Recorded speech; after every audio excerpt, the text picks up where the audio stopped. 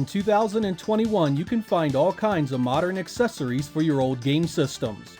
From reissued controllers to flash carts to optical drive emulators, you can make everything that is old new again and better than it ever was before. Among these products came Terraonion Super SD System 3, which was basically a combination flash cartridge and ODE for the PC Engine and its variants. It was a fairly solid product that gave you access to the vast majority of the console's library. Cool as it was, it did not have the ability to play Supergrafx games on a base PC Engine, nor did it offer any type of digital output for modern display devices. Well, Terraonion decided to rectify that omission with a brand new release called the Super HD System 3 Pro, and in this episode we are going to take a quick look at some of its features and how it works. Like my other video reviews for devices like this, I'm going to avoid a bunch of boring technical jargon and explanations, and try and keep things simple and concise. Hope you guys enjoy my review of the Terraonion Super HD System 3 Pro.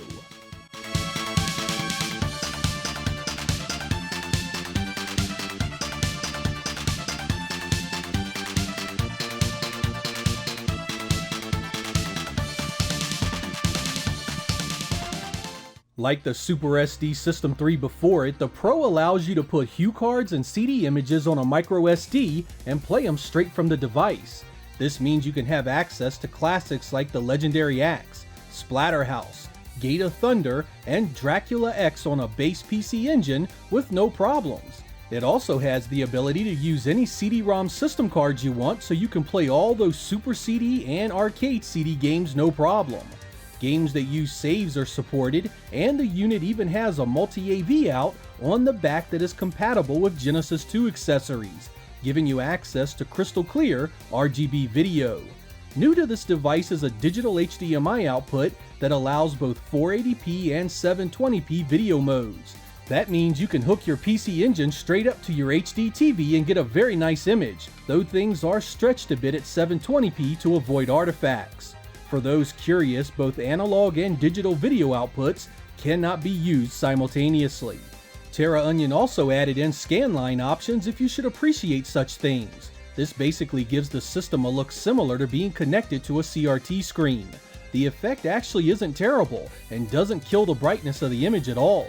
You also get some additional options that affect image intensity, and of course it only works with the HDMI digital output. Another new addition is support for Supergrafx games, all 5.5 of them. That means that this device is capable of playing what amounts to the entire PC Engine library using original hardware as its base. It isn't cheap though. At €232 by the time shipping and other charges hit you, you are likely looking at a $300 device here. That's a barrier of entry that will turn away a good percentage of you.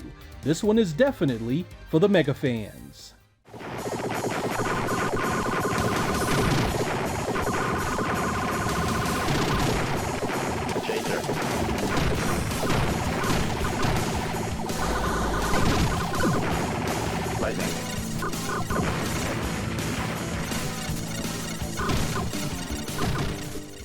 Putting the Super HD System 3 Pro through its paces, I found that most everything worked as it should.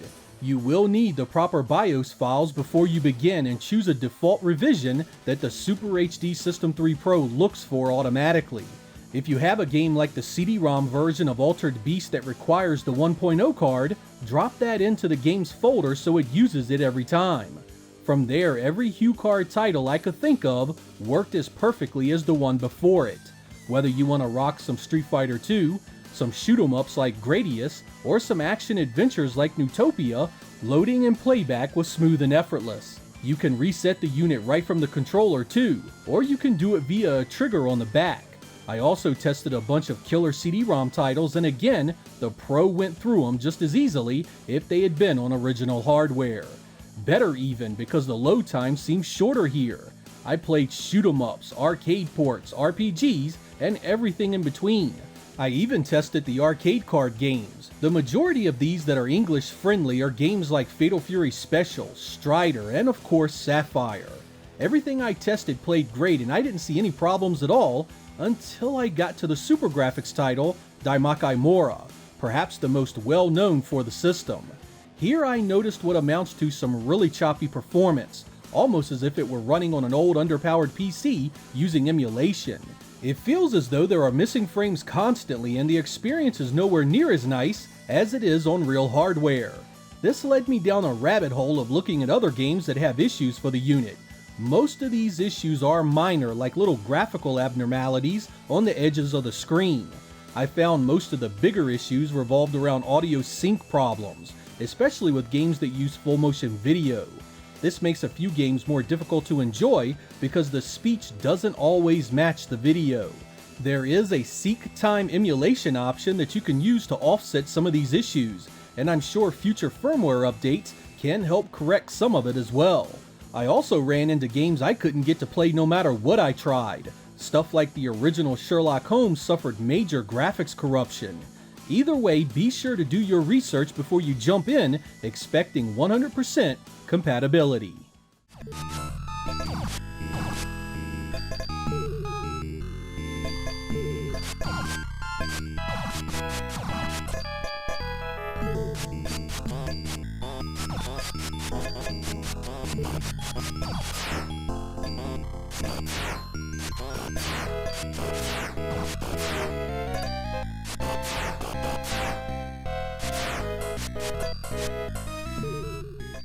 The interface for the Super HD System 3 Pro is clean and easy to use. There is a list view for showing lots of games at once, and there is a cover option to show you a small thumbnail of the box for each title. Over your analog connection, these images are extremely low resolution and honestly don't look all that great. Fortunately, if you are using the HDMI output at 720p, these thumbnails look a lot better. You also have a handful of themes based on the various types of PC engines out there, or what amounts to a few different color schemes. When done with the game you are playing, you can get back to the menu by pressing select and run together if the toggle in the options is turned on. This works most of the time, but I did find a few games that would get corrupted on the reset. There is also an option to smooth the visuals, but I have no clue why anyone would choose this over the sharp option. It blurs the image as if you were using composite video and looks just terrible on an HD screen. Purists can expand their analog color profiles via a palette folder, but this makes such little difference in most games, you really need to be hyper-focused on the smallest of details to care about it. The one area that will affect all of you is upgrading the firmware. I have seen improvements already that affect everything from the volume being too low to game performance. Outside of that, most of these UI options aren't really super important and are pretty self-explanatory as to their function. When you want to upgrade that firmware, simply drop the file on the root of the microSD card and it'll automatically update when you power on. For more information on functionality and options, be sure to register your device and download the user's manual. It'll save you a lot of time and guesswork.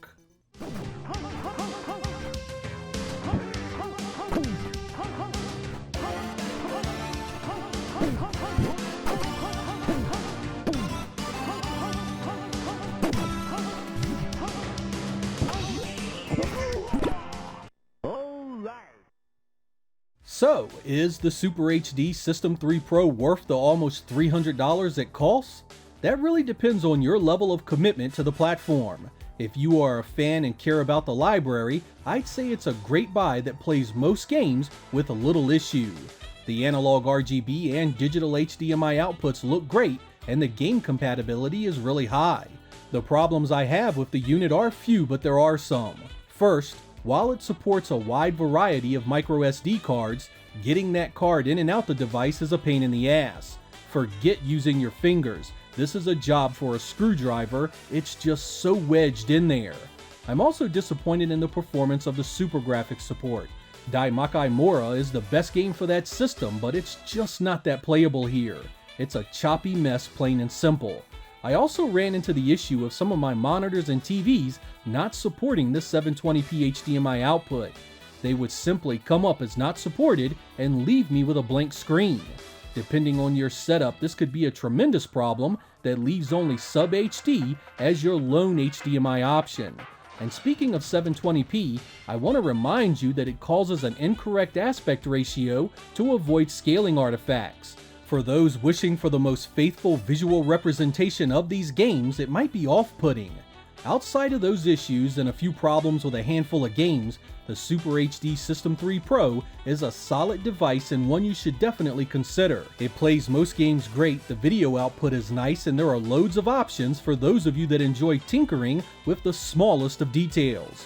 Like most devices like this, it doesn't beat original hardware, but for an all-in-one solution, it's got a lot of bang for your buck. I'm Sega Lord X. Thank you guys for watching, and I will catch you next time.